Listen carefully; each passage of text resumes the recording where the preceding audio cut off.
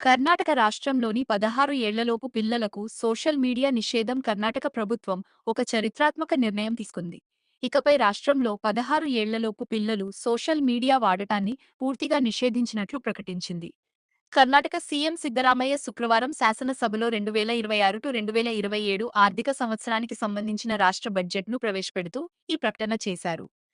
Mobile ఫోన్లు, social media వాడకం వల్ల పిల్లల మానసిక, శారీరక ఆరోగ్యంపై పడుతున్న ప్రతికూల ప్రభావాలను అరికట్టడమే ఈ నిర్ణయం ముఖ్య ఉద్దేశమని ఆయన అన్నారు. ఈ సందర్భంగా సిద్ధరామయ్య మాట్లాడుతూ, పిల్లలకు సోషల్ మీడియా ఒక వ్యసనంలా మారుతోంది.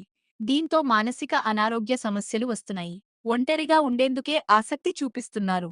తల్లిదండ్రులతో సమయాన్ని గడపలేకపోతున్నారు. 16 ఏళ్లలోపు పిల్లలకు సోషల్ మీడియాపై నియంత్రణ అవసరం అని నిపుణులు చెబుతున్నారు.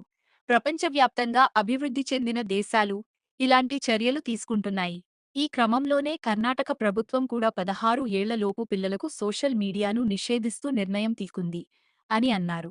సీఎం సిద్ధరామయ్య కర్ణాటక అసెంబ్లీలో రాష్ట్ర బడ్జెట్ను ప్రవేశపెట్టడం ఇది 17వసారి. రాష్ట్రంలో ఎక్కువసార్లు బడ్జెట్ను ప్రవేశపెట్టిన నేతగా ఆయన రికార్డు సొంతం చేసుకున్నారు.